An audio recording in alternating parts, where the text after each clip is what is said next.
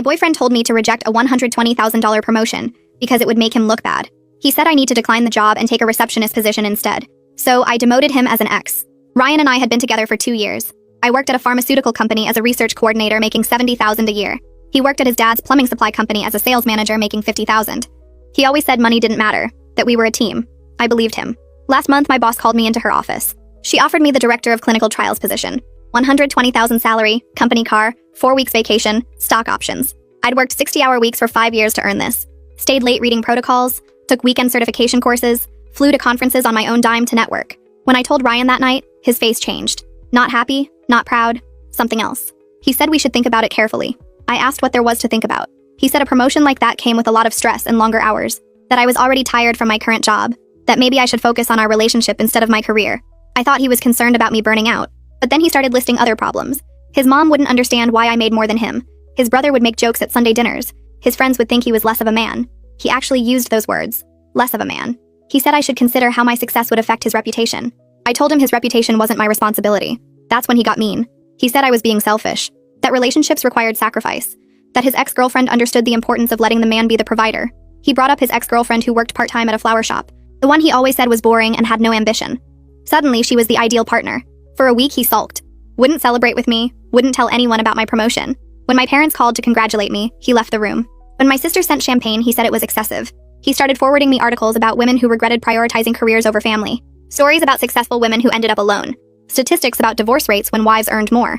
He bookmarked a blog post called How to Be a Supportive Partner Without Losing Yourself, and left it open on my laptop. The post was about women stepping back to let their men shine. Then came the ultimatum. 3 days before I had to give my answer, Ryan sat me down. He said he'd been thinking and realized this promotion would destroy us. If I took it, he'd always feel inferior. His family would judge him. His coworkers would laugh behind his back. He needed me to decline. For us. For our future. He'd even called his dad's friend who owned a dental office. Got me an interview for a receptionist position. $35,000 a year but regular hours and no stress. Perfect for when we had kids. Kids we'd never discussed. I said absolutely not. He said I was choosing money over love. That I was materialistic and power hungry. That no man would want a woman who needed to be the boss. That his mother warned him I was too ambitious. His mother who hadn't worked a day in her life and spent her husband's money on designer bags. I packed my things that night while he was at his buddy's house. Took everything that was mine, which turned out to be most of the apartment since I'd paid for the furniture, the TV, the kitchen appliances. Left him with his gaming chair and the mattress he'd brought from his mom's house. He came home to an empty apartment and called me screaming. Said I was vindictive and crazy. That I'd regret this when I was 40 and alone. That no one would want a woman who put career first. I hung up and blocked his number. But he wasn't done. My phone started ringing the next morning from a number I didn't recognize. I ignored it. Then another call came from a different number. And another. By the end of the day, I had 7 missed calls from 7 different numbers. The voicemail started coming in. The first one had Ryan crying, saying he was sorry and he just needed to talk to me. The second one called me selfish and said I was throwing away 2 years for money. The third one apologized again and begged me to call him back. The fourth one said I was being childish and immature. They kept alternating like that, back and forth between sorry and angry. Camilla called me that night to check in and I told her about the voicemails. She said to save every single one of them and not delete anything. She said I might need proof later if things got worse. I didn't want to think about things getting worse, but I saved them anyway. Listening to his voice made my stomach hurt and twist up inside. 3 days after I moved out, I was unpacking boxes in my new apartment when the building phone rang. The security guard downstairs told me someone named Ryan was here to see me. My heart started beating fast. I asked how he even knew my address since I'd been careful not to tell him where I was moving. The guard said he didn't know, but should he send him up? I said absolutely not and that Ryan wasn't allowed on the property ever. The guard said he'd make a note of it and escort him out. I stood there shaking for like 10 minutes after I hung up. That same afternoon, my mom called me sounding upset. She said Ryan's mother had just called her crying about how I broke her son's heart. Ryan's mom told my mom I ruined his life by being too ambitious and caring more about my career than our relationship. She said Ryan was so sad he could barely get out of bed. My mom said she told her that Ryan broke his own relationship by trying to control my career and make me turn down a promotion I earned. Then my mom warned me that this might get worse before it got better. She said Ryan's family was clearly in denial about his behavior, and they might keep trying to make me the bad guy.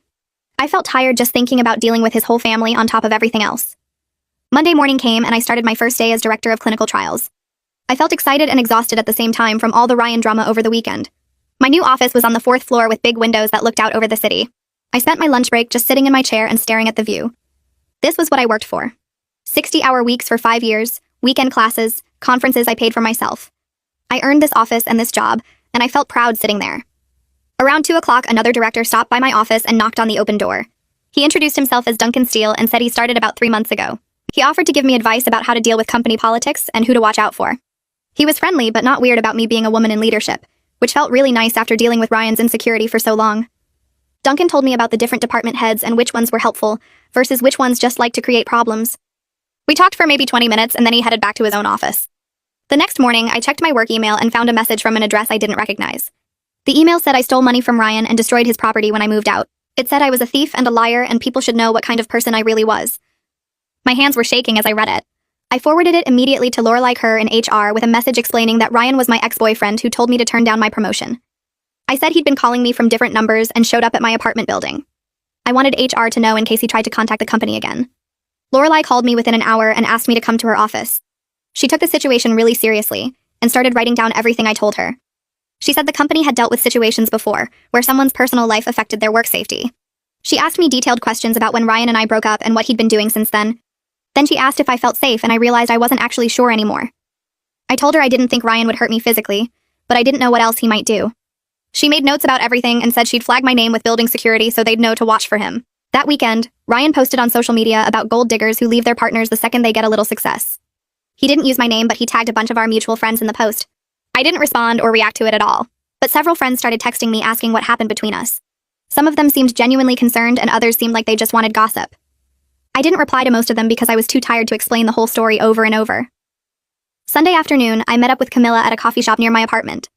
I told her everything about the calls from different numbers, Ryan showing up at my building, his mom calling my mom, and now the fake email to my work. Camilla got really mad on my behalf. She said Ryan was escalating his behavior and I needed to document everything carefully. She insisted I should think about getting a lawyer or filing some kind of legal complaint before this got any worse. I felt overwhelmed by the idea of lawyers and legal action. I just wanted him to leave me alone, so I could focus on my new job. Monday morning arrived and I had my first staff meeting with my new team. 12 research coordinators now reported directly to me. I stood at the front of the conference room going over our current trials and upcoming deadlines. It felt weird and kind of unreal to be the one leading the meeting instead of sitting in the audience. About halfway through, I caught myself wondering if Ryan was right that I couldn't handle the pressure of this position. Then I shut that thought down hard and kept talking about protocol timelines. These people were counting on me to lead them, and I wasn't going to let Ryan's voice in my head make me doubt myself.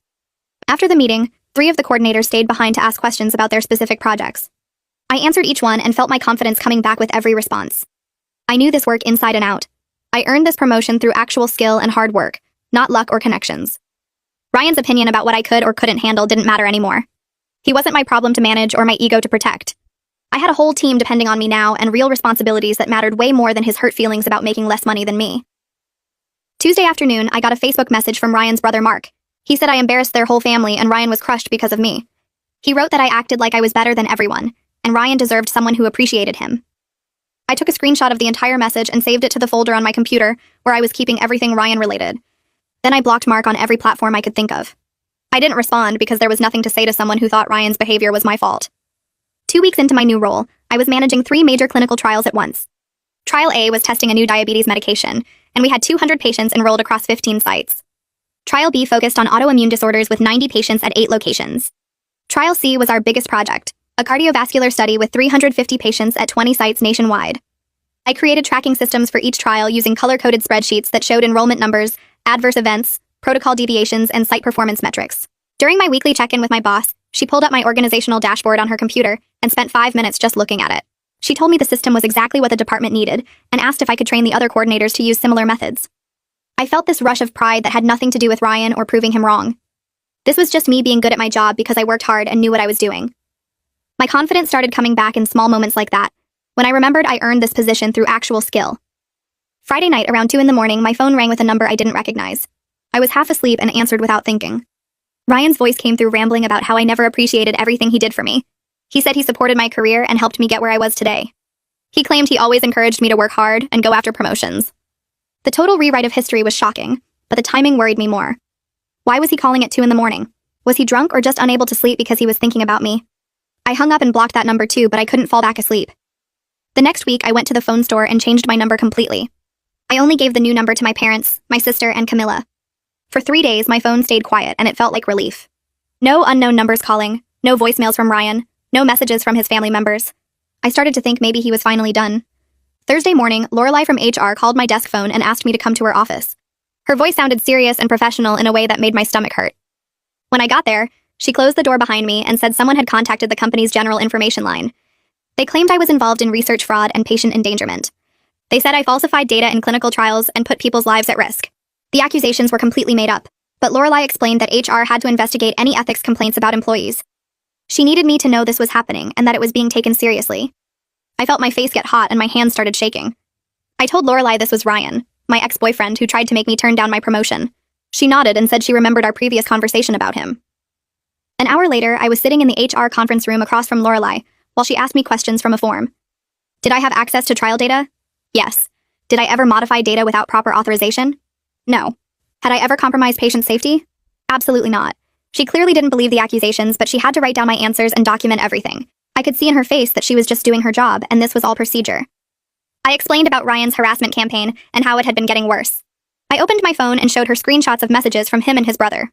I pulled up my documentation folder and printed copies of everything with dates and times. Lorelai took notes on all of it and added the papers to a file with my name on it. My boss got called into a meeting with HR that afternoon. Lorelai needed her to verify my work quality and confirm I followed all ethical standards. My boss came to my office afterward and told me she gave a strong statement about my professional conduct. She said my work was always thorough and by the book. But I could see the concern in her eyes about all this drama following me into my new position. She asked if I was okay, and if there was anything the company could do to help.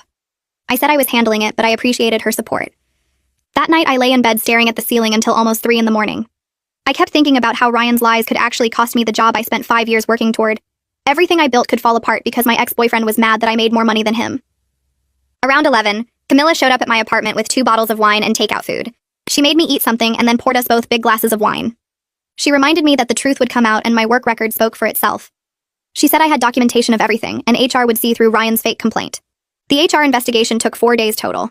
During that whole time, I felt like everyone at work knew what was happening and was judging me. I imagined people whispering about me in the break room or wondering if the accusations were true. Every time someone looked at me, I thought they were thinking about the investigation. Duncan noticed I seemed stressed during a department meeting and caught me afterward in the hallway. He asked if I wanted to grab coffee, and I said yes, because I needed to talk to someone who understood workplace politics. We went to the coffee shop on the first floor, and I ended up telling him everything over lattes. I explained about Ryan opposing my promotion, the breakup, the harassment, and now the fake ethics complaint. Duncan listened without interrupting, and when I finished, he told me his ex-wife tried to sabotage his career during their divorce. She contacted his former employer claiming he stole proprietary information and violated his employment contract. None of it was true, but he had to go through a whole investigation that lasted 3 weeks. He said he survived it and rebuilt his reputation. He warned me that people like Ryan count on their targets being too embarrassed to fight back. They think if they make enough noise and cause enough trouble, you'll just give up and go away. He told me the best thing I could do was document everything, cooperate fully with HR, and keep doing excellent work. The next morning, Lorelai called me into her office with a closed folder in her hands. She sat down across from me and opened it, showing me the investigation summary she'd typed up. The complaint was officially determined to be malicious and unfounded with no basis in fact. She'd noted the timing correlation with my recent breakup and Ryan's documented harassment pattern. She closed the folder and looked at me directly. She suggested I might want to consult an attorney about Ryan's behavior, because this pattern of workplace interference combined with the other contact was concerning. I thanked her for handling everything professionally and walked back to my office feeling both relieved and worried. The investigation was over, but Ryan clearly wasn't stopping. I called Camilla during my lunch break and told her what Lorelai said about getting an attorney. She immediately started searching on her phone for harassment lawyers in our area. She found Courtney Mahoney, who specialized in stalking and harassment cases with strong reviews from other women who dealt with ex-partners. The consultation fee was $200 and the retainer was $3,000 if I decided to hire her. I felt my stomach drop at the cost, but Camilla cut me off before I could say anything. She told me she'd lend me the money if I needed it because my safety was worth way more than $3,000. I made the appointment for Thursday afternoon and tried to focus on work for the rest of the day. Thursday came and I drove to Courtney's office in a building downtown near the courthouse. Her office was small but professional, with law books lining the walls and case files stacked on her desk. She was probably in her late 40s with short gray hair and a no-nonsense way of talking that made me feel like she'd seen this situation 100 times before. I handed her the folder I'd been keeping with all my documentation. Screenshots of messages, the fake email to my work, timeline of events, notes from conversations. She spent 20 minutes reading through everything while I sat there picking at my fingernail. When she finally looked up, she told me I had solid grounds for a restraining order based on the pattern of contact, workplace interference, and escalating behavior. She explained the process and how long it would take. Then she warned me that filing might make Ryan angrier before it made things better. Some people see a restraining order as a challenge or proof that they're losing control. I asked if that meant I shouldn't do it, and she said no. It meant I should be prepared and document any violations immediately. I spent that weekend sitting in my apartment thinking about whether to move forward with legal action. Part of me wanted to just ignore Ryan and hope he'd get bored and stop. But another part knew that hoping wasn't a strategy, and he'd already proven he wouldn't stop on his own. Saturday night, my sister called to check on me. I told her about meeting with Courtney and my hesitation about making this more public and official. My sister got quiet for a second, then told me that staying silent never makes bullies stop. They just keep pushing until someone pushes back. She reminded me that Ryan was already making it public by contacting my workplace and posting on social media. I was just making it official in a way that would actually protect me. After we hung up, I knew she was right. I texted Courtney that I wanted to move forward with a restraining order. Monday morning, I woke up to a notification on my phone. Someone had tagged me in a LinkedIn post. I opened the app and felt my whole body go cold. Ryan had created a fake profile using the name Daniel Webb and claiming to be a former colleague from a research position I'd held 4 years ago. The profile looked real with a professional photo he must have pulled from somewhere and a detailed work history. Daniel Webb had posted a review of me saying I was unethical and difficult to work with, that I cut corners on research protocols and created hostile work environments. The profile included specific details about projects I'd worked on that only Ryan would know because I'd told him about them. Details about a disagreement I'd had with a former supervisor and a trial that got delayed due to enrollment issues. He'd twisted everything to make me sound incompetent and dangerous. My hands were shaking as I screenshot everything. The profile, the post, the details he'd included. I reported the fake profile to LinkedIn immediately with a detailed explanation and all my screenshots. Then I forwarded everything to Courtney with a message explaining what I'd found. She responded within an hour saying this strengthened our case significantly. It showed deliberate professional sabotage and proved Ryan was actively trying to damage my career and reputation. She asked me to document any responses or shares the post got before LinkedIn took it down. I spent my lunch break doing exactly that, feeling sick to my stomach the whole time. By end of day, LinkedIn had removed the profile and the post, but I had everything saved in multiple places. Wednesday afternoon, my phone buzzed with a text from a number I didn't recognize. I almost deleted it thinking it was spam, but something made me open it. The message said he just wanted closure and one conversation, that he deserved a chance to explain his side, and I was being unfair by shutting him out completely. I knew immediately it was Ryan even though he didn't sign it. I didn't respond. Instead, I screenshot the message and forwarded it to Courtney with a note about him somehow getting my new number. She replied quickly telling me that not engaging was exactly right. Any response would just encourage him and show that this method of contact worked. She added the text to our evidence file. That weekend, my parents drove up to visit me. They'd been worried since I told them about everything happening with Ryan. We went to dinner at an Italian place near my apartment, and my dad finally said what he'd apparently been thinking for months. He never liked Ryan and always thought Ryan was intimidated by me. My mom nodded and admitted she'd worried I was making myself smaller to make Ryan comfortable. She said she noticed I stopped talking about work accomplishments around him and changed the subject when anyone asked about my job. I felt embarrassed that they'd seen it when I hadn't fully recognized it myself. My dad reached across the table and squeezed my hand. He told me he was proud of me for choosing myself and my career, that any man worth having would celebrate my success instead of resenting it. Monday at work, I was managing a major trial enrollment deadline that required coordinating between 3 different research sites. We needed to hit our enrollment target by Friday, or risk losing funding for the next phase. I spent the week in back-to-back meetings, reviewing protocols, troubleshooting site issues, and keeping my team motivated. The pressure was intense, but it felt good. Purposeful. Like I was doing exactly what I was supposed to be doing. Nothing like Ryan's claim that I couldn't handle the stress, or that the job would be too much for me. By Thursday afternoon, we'd exceeded our enrollment goal, and my boss sent an email to the executive team highlighting our success. I sat at my desk feeling genuinely proud and thinking about how different my life would be right now if I'd listened to Ryan and taken that receptionist job. Friday morning, Courtney called to tell me she was filing the restraining order petition that afternoon. She'd compiled 2 months of documented harassment into a legal petition with exhibits showing the pattern of behavior. The timeline of contact attempts, the workplace interference, the fake social media profiles, the text from the unknown number. Everything organized and presented as evidence of ongoing harassment. The court date was set for 3 weeks out. Ryan would be served with papers notifying him of the petition and the hearing date. Courtney warned me again that getting served might trigger an escalation. She told me to be extra careful about my surroundings and to call the police immediately if he showed up anywhere near me. I thanked her and hung up, feeling both relieved that something was finally happening and nervous about what Ryan would do when he found out. The next morning, I scheduled a meeting with Lorelai before my team arrived. She sat across from me in the HR conference room with her notepad ready. I explained that Courtney had filed the restraining order petition, and Ryan would be served within the next few days. Lorelai nodded and made notes in my file, connecting it to the previous complaint about the fake LinkedIn profile and the fraudulent ethics accusation. She thanked me for keeping HR informed and said the documentation created a clear pattern that protected both me and the company. She asked if I wanted security to have Ryan's photo, and I said yes. The conversation took maybe 10 minutes, but I felt better knowing the company understood this was serious. Requested Reds is on Spotify now. Check out link in the description or comments. 2 days later, Courtney called me during my lunch break. The process server had delivered the restraining order papers to Ryan at his father's plumbing supply business that morning. She said Ryan immediately called her office and left 3 voicemails, each one angrier than the last. In the messages, he screamed that I was ruining his life and making him look like a criminal in front of his father and the employees. He claimed I was vindictive and that he'd only been trying to have a conversation. Courtney said his reaction was typical of people who genuinely believed they were entitled to access someone regardless of that person's wishes. She added his voicemails to our evidence file because they demonstrated exactly why I needed the protection order. That evening, my dad called me sounding frustrated. Stuart Boyd, Ryan's father, had somehow gotten my dad's cell number and called him at work. Stuart asked my dad to convince me to drop the legal action because it was hurting Ryan's reputation and making things difficult at the family business. My dad told me he'd responded that Ryan hurt his own reputation by harassing me, and that I had every right to protect myself. Stuart tried to argue that boys will be boys and Ryan just loved me too much to let go. My dad shut that down immediately and said if Stuart called again, he'd add it to the evidence file showing the whole family enabled Ryan's behavior. I felt grateful my parents understood and supported my decisions without question. The next 2 weeks passed without any contact from Ryan, which somehow made me more anxious than the constant harassment had. I kept checking my phone expecting angry messages or seeing his car in the parking lot. Courtney explained this was completely normal when I called her worried. She said respondents often went quiet before court hearings, either because their lawyer told them to or because they were planning their defense strategy. The silence felt ominous rather than peaceful. I found myself looking over my shoulder in the grocery store and checking the locks on my apartment door multiple times before bed. On a Wednesday morning, I opened my personal email and found a message from Ryan's mother sent to an address I didn't even know she had. The email was long, probably 8 paragraphs, begging me to remember the good times Ryan and I shared. She wrote about family dinners where I'd laughed at their jokes and holidays when I'd helped her in the kitchen. She said I was breaking up their family and that Ryan had been depressed since I left.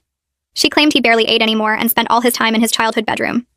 The email painted me as cruel and heartless for pursuing legal action when Ryan just needed closure and a chance to apologize properly. She ended by saying she'd always thought of me as a daughter and couldn't understand how I'd become so cold. I felt sick reading it but didn't respond. Instead, I forwarded the entire email to Courtney with a note explaining I'd never given his mother this email address. Courtney replied within an hour saying she was adding it to our evidence file. She wrote that his family enabling his behavior and contacting me on his behalf was part of why Ryan thought his actions were acceptable. She said people who grow up with parents who make excuses for them never learn that their choices have consequences. The email actually strengthened our case by showing the pattern extended beyond just Ryan. At work, things were going surprisingly well despite everything happening in my personal life. My team had been working on enrolling patients for a major trial with a tight deadline. We needed 200 participants by the end of the month, and I'd been coordinating between 3 different research sites to hit our numbers. By Thursday afternoon, we'd enrolled 212 participants, finishing 2 days ahead of schedule. My boss brought it up in our department meeting on Friday, praising my leadership and organizational skills in front of the other directors. I sat there feeling genuinely proud of what I was accomplishing. The work gave me something concrete to focus on when everything else felt chaotic and uncertain. Duncan and I had started grabbing lunch together about once a week. It began casually when we both ended up in the cafeteria at the same time, but it became a regular thing where we discussed trials and strategy. He treated me like a competent colleague, never asking invasive questions about Ryan or making the situation weird. We talked about enrollment challenges and protocol issues and department politics. Having a work friendship that was just about work felt refreshing. Duncan never acted like I was fragile or needed special handling because of the restraining order situation. 3 days before the court hearing, Camilla texted me a screenshot from Instagram. Ryan had created a new account using a variation of his old username. He'd posted a series of photos from our relationship with long captions about how I'd used him and thrown him away when I got my promotion. One photo showed us at his brother's wedding with a caption about how I'd pretended to love his family. Another was from a vacation we'd taken with text about how I'd let him pay for everything, and then abandoned him. The posts were public and already had comments from people I didn't know. I felt exposed in a way the private harassment hadn't made me feel. This was out there for anyone to see, painting me as a villain to strangers. I spent an hour documenting everything. Screenshots of each post, the account details, the timestamps, the comments. I saved it all to my evidence folder and emailed copies to Courtney. Then I made my Instagram account private and blocked the new profile. But the damage felt done. These photos and lies were out there in public where my coworkers and friends could see them. Monday morning, my boss called me into her office before our weekly check-in was scheduled. She closed the door and asked me directly if I was safe. Several employees followed me on social media and had seen Ryan's Instagram posts over the weekend. She'd looked at them herself after someone mentioned it to her. She wanted to know if the company needed to increase security measures or if there was anything else they could do to help. I appreciated her directness instead of dancing around the situation. I explained about the restraining order hearing scheduled for Thursday and assured her that security already had Ryan's photo. She told me to let her know immediately if anything escalated and that my safety was more important than any work deadline. The conversation lasted maybe 15 minutes, but knowing my boss and the company were taking this seriously made me feel less alone in dealing with it. She asked if I wanted to talk through what would happen at the hearing so I'd feel prepared. I explained that Courtney had walked me through the process, but hearing it from someone who'd been through something similar actually helped more than the legal explanation. My boss told me about an ex-boyfriend who showed up at her old workplace 15 years ago, how scared she felt walking to her car every day, how the company back then did nothing to help. She said she made sure when she became a director that her employees would never feel that unsafe. The conversation lasted maybe 20 minutes, but I left her office feeling like someone actually understood how exhausting it was to do good work while constantly looking over your shoulder. That afternoon, facilities management called my extension about reassigning my parking spot. They moved me from the back lot to a space right next to the main entrance, one of the spots usually reserved for executives. Security got an updated photo of Ryan and instructions to call the police immediately if he showed up on company property. I sat in my new parking spot after work that day and felt this wave of anger wash over me. The fact that any of this was necessary, that my company had to treat my ex-boyfriend like a legitimate threat, that I couldn't just park in the regular lot like a normal person. I was mad at Ryan all over again for making my life this complicated, for forcing everyone around me to accommodate his inability to handle rejection like an adult. Thursday morning arrived faster than I wanted. Camilla picked me up at 8 because I didn't trust myself to drive to the courthouse without my hands shaking the whole way. She brought coffee and breakfast sandwiches and didn't try to make small talk when I clearly wasn't in the mood. Courtney met us outside the courtroom at 9:30. She looked professional and calm, which helped settle some of my nerves. She reminded me to stay quiet unless the judge asked me a direct question, to let her handle the legal arguments, to keep my face neutral no matter what Ryan said. We walked into the courtroom and Ryan was already there with his father. No lawyer, no legal representation, just the two of them sitting on the opposite side looking like they thought this was all some big misunderstanding. Ryan wore a button-down shirt and khakis like he was going to a job interview. His dad kept whispering to him and patting his shoulder. The judge called the case and asked both sides to present their positions. Courtney went first, laying out the timeline of harassment with specific dates and examples. She submitted printouts of the voicemails, text messages, emails, fake social media accounts, the complaint to my workplace. The evidence filled a 2-inch binder that she placed on the judge's bench. Ryan's face got red while Courtney talked. When the judge asked if he wanted to respond, Ryan stood up and started talking without any clear organization. He told the judge that I was just mad because he broke up with me, that I couldn't handle rejection, that I was making all of this up to get revenge. The judge looked at the timeline Courtney submitted showing I ended the relationship, then looked back at Ryan. She asked him to explain why he contacted my workplace if he'd broken up with me. Ryan stumbled over his words, said he was just trying to warn them about my character, that he thought they should know what kind of person I really was. The judge asked why he created fake social media accounts. Ryan said he needed a way to tell his side of the story after I blocked him everywhere. His answers kept contradicting his claim that he'd ended the relationship. The judge started asking more specific questions about the workplace complaint. Why did he accuse me of research fraud if he just wanted closure? Why did he contact my company's general information line instead of reaching out to me directly? Ryan got defensive and his voice got louder. He said I was ruining his reputation, that his friends were asking questions, that his family was upset. The judge asked him to lower his voice. His father tried to jump in, and the judge told him firmly that he wasn't a party to this case. Courtney submitted the Instagram posts and Ryan's mother's email as additional evidence of the harassment pattern extending to his family. Ryan started arguing that his mom was just trying to help, that I was being unreasonable by involving the courts. The more he talked, the worse he made his case. His anger right there in the courtroom showed exactly why I needed protection from him. The judge took about 5 minutes to review all the evidence, then granted the restraining order for 1 year. She listed the terms out loud. Ryan couldn't contact me directly or indirectly, couldn't come within 500 feet of my home or workplace, couldn't post about me on social media, or have anyone else contact me on his behalf. Violations would result in immediate arrest. Ryan's mouth actually fell open like he couldn't believe there were real consequences for his actions. His father started to say something, and the judge shut him down immediately. Walking out of the courthouse felt surreal. My legs were shaky, and I realized I'd been holding tension in my whole body for the past hour. Camilla hugged me in the parking lot, and I almost started crying from relief. Courtney reminded me that the restraining order was only a piece of paper. Some people respected them. Some people violated them out of spite. I needed to report any violations immediately, not give him chances or try to handle it myself. She said some people escalate after losing control in court because they're angry about the public humiliation. I promised to call the police at the first sign of any contact. The weekend after the hearing, I barely left my apartment. I felt exhausted in a way that had nothing to do with being physically tired, just drained from months of dealing with Ryan's harassment and the stress of legal proceedings. By Monday, I felt more like myself again. Work that week was noticeably calmer without the constant background anxiety about what Ryan might do next. I didn't jump every time my phone rang or check over my shoulder in the parking lot. I focused on preparing a presentation for the executive team about outcomes from our major trials. The data looked strong, and I spent hours making sure my slides were clear and compelling. Lorelai called me down to HR on Wednesday. She showed me the official closure of the investigation file, noting that the court order validated everything I'd reported about the harassment campaign. She told me she was really impressed by how professionally I'd handled the situation, that a lot of people would have fallen apart under that kind of pressure. I thanked her for taking it seriously from the beginning, for believing me when Ryan tried to make me look like the problem. Friday afternoon, I presented to the executive team in the big conference room on the top floor. My boss introduced me, and I walked them through the trial data, enrollment numbers, timeline projections, and budget analysis. I answered questions about protocol modifications and patient retention strategies. The CEO spoke up at the end to say my presentation showed exactly the kind of clear thinking and strategic planning the company needed. He said my communication skills and ability to manage complex projects were impressive. I walked out of that conference room feeling genuinely proud. This was what I'd worked for, what all those 60-hour weeks and weekend courses had been building toward. Recognition based purely on my ability to do the job well, nothing to do with anyone's ego or insecurity about my success. 2 weeks later, my phone buzzed with a text from a number I didn't recognize. The message made my stomach drop. Ryan had used his father's phone to send me 3 paragraphs about how I destroyed his life and turned all his friends against him because of the court case. He said I was vindictive and cruel for getting a restraining order over nothing.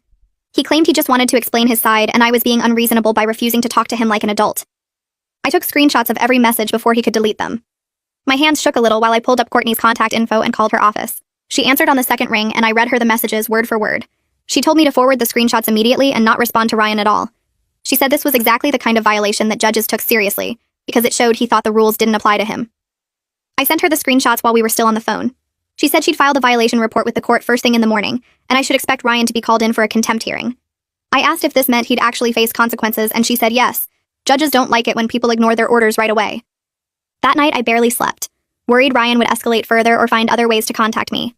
But my phone stayed quiet, and I kept checking the screenshots to make sure they were still saved. Courtney filed the violation report on Wednesday morning and called me that afternoon to say the court scheduled a hearing for the following week. She explained that Ryan would have to appear before the same judge who granted the restraining order and explain why he violated it. She warned me that he'd probably make excuses about not understanding the order or claim it was an emergency. The hearing happened on a Tuesday morning, and I took a half day off work to be there. Ryan showed up looking angry and defensive, sitting on the opposite side of the courtroom with his father next to him again. The judge called the case and asked Ryan directly why he contacted me from his father's phone when the restraining order explicitly prohibited any direct or indirect contact. Ryan started saying he just needed closure and wanted to explain how the court case affected his friendships. The judge cut him off and asked if he read the restraining order that clearly stated no contact meant no contact for any reason. Ryan got flustered and said he didn't think one text counted as harassment. The judge's expression got stern, and she said the order wasn't a suggestion. It was a legal mandate with consequences for violations. The judge issued a formal warning right there in the courtroom. She told Ryan that the next violation of any kind would result in immediate arrest and jail time. She said she was giving him one chance to understand that restraining orders exist to protect people from unwanted contact, regardless of the reason for that contact. Ryan's face went red and he started to argue, but his father grabbed his arm to stop him. The judge said the warning was now part of Ryan's court record, and any future violation would be treated as willful contempt. She dismissed us, and I walked out feeling like I could finally breathe properly. Courtney walked me to my car and said this was the moment when most people who harass others finally get that their actions have real legal consequences. She said some people needed to see a judge threaten jail time before they'd actually stop. I thanked her for handling everything so professionally, and she told me to call immediately if Ryan tried anything else. I drove back to work feeling cautiously hopeful that maybe this nightmare was actually ending. The stress from months of Ryan's harassment finally caught up with me, and I realized I needed professional help to process everything. I found Vanessa through my insurance provider and scheduled my first therapy appointment for the following Thursday. Her office was in a quiet building downtown with comfortable chairs and soft lighting that made me feel less nervous about being there. I told her the whole story from Ryan's ultimatum about my promotion through the restraining order and violation hearing. She listened without interrupting, and then said something that surprised me. She told me Ryan's behavior was emotionally abusive long before the harassment campaign started. I'd been so focused on the stalking and workplace interference that I hadn't really thought about how he treated me during our relationship. Vanessa pointed out that demanding I turn down my promotion was controlling behavior designed to keep me dependent and small. She said the articles he sent me and the pressure about his family's opinions were manipulation tactics to make me doubt myself. Over the next several sessions, we worked through how I'd minimized my own achievements during the relationship to avoid triggering Ryan's insecurity. I told Vanessa about staying quiet when his family made comments about my job, or how I'd downplay my successes when his friends asked about work. She asked me why I felt responsible for managing Ryan's emotions about my career. I said I thought I was being supportive and considerate of his feelings. Vanessa shook her head and explained that I was sacrificing my own joy and pride to protect his ego. She said healthy partners celebrate each other's success, instead of requiring the other person to dim their light. I started crying in her office because I realized how much energy I'd spent trying to make Ryan comfortable with my achievements, instead of just being proud of myself. She handed me tissues and told me that recognizing these patterns was the first step toward building healthier relationships in the future. 3 months after the restraining order hearing, I was genuinely thriving at work. I managed 5 major clinical trials simultaneously, and my team respected my leadership without me having to prove myself constantly. I'd stopped second-guessing every decision and learned to trust my expertise and judgment. The trials were progressing smoothly with strong enrollment numbers and good patient retention rates. My boss complimented my organizational systems during our monthly check-in and said the executive team was impressed with my performance. I realized I wasn't walking on eggshells anymore or worrying about what Ryan might do next.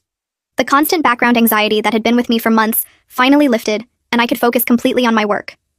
My team started coming to me with ideas and suggestions instead of just problems, which showed they trusted my leadership style. I took my full lunch breaks without checking my phone every 5 minutes and actually enjoyed the downtown coffee shop near our building. Duncan stopped by my office one afternoon and mentioned he'd heard through industry contacts that Ryan's father's business lost a major contract with a regional hospital system. He said Ryan had apparently been complaining to people that it was somehow my fault for making his family look bad. I felt absolutely nothing except relief that Ryan and his problems weren't mine anymore. Duncan asked if I was okay, and I told him honestly that I didn't care what happened to Ryan or his father's business. He nodded and said that was probably the healthiest response. We grabbed coffee and talked about the new trial protocols coming through our department instead. I appreciated that Duncan never made my past drama into gossip, or treated me differently because of what happened. He just stayed professional and friendly without prying into my personal life beyond making sure I was safe. My sister drove up for a weekend visit in early fall and told me within an hour of arriving that I seemed like myself again. She said I looked lighter and more confident than I had in years. We went shopping and out to dinner at a nice Italian restaurant downtown that I could easily afford with my new salary. She ordered expensive wine and I didn't even flinch at the price because I was making good money and could treat myself. Over dinner, she said she'd been worried about me during the relationship with Ryan because I seemed smaller somehow, less vibrant. I asked what she meant, and she explained that I used to talk about work with excitement and pride, but during those 2 years with Ryan, I'd started apologizing for my success, or changing the subject quickly. She said she was glad I left him when I did, because she could see where that relationship was heading.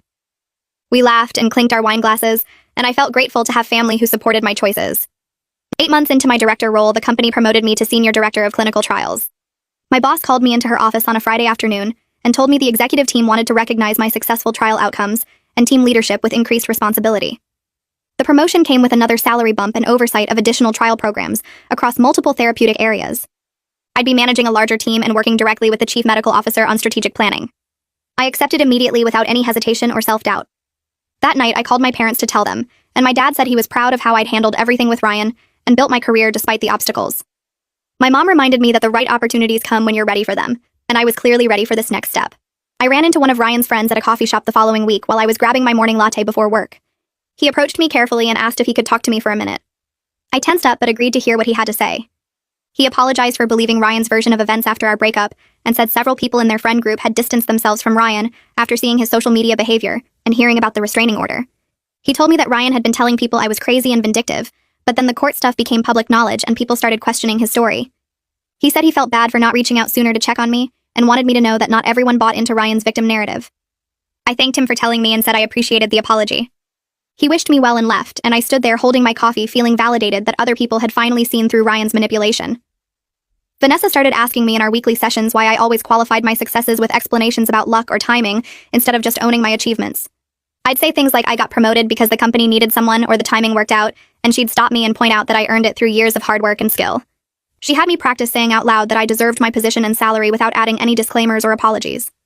The exercise felt awkward at first, almost arrogant, but she explained that confident women get labeled as threatening, while confident men get called leaders.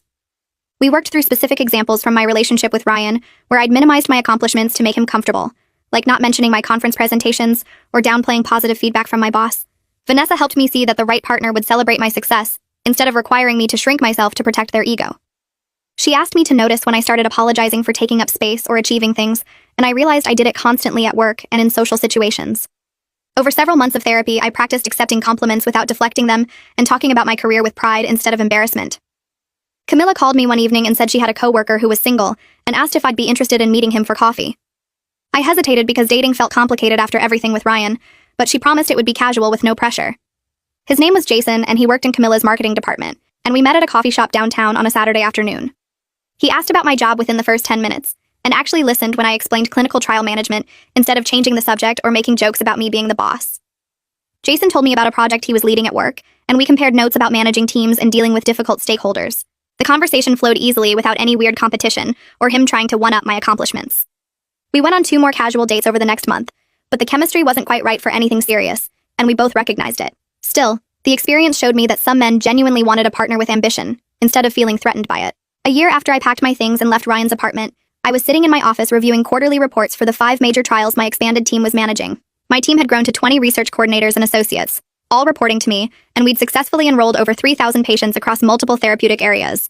The senior director title came with a salary I never imagined making at 32, plus the stock options that were actually worth something now. I'd been on 3 more casual dates in recent months, none turning serious but all enjoyable experiences with people who respected my career. My calendar showed dinner plans with Camilla tomorrow and brunch with my sister next weekend, the kind of regular friendship investment I'd neglected during my relationship with Ryan. I looked at my team's success metrics and felt genuinely proud without any voice in my head telling me to be humble or apologize for doing well. Choosing myself over Ryan's insecurity wasn't selfish like he claimed. It was necessary for building the life I actually wanted, instead of shrinking into the small space he'd tried to confine me to. Well, that's the epic conclusion of pure mediocrity. If you're still watching, you've got commitment issues, and I respect that. Subscribe and let's make this bad habit official.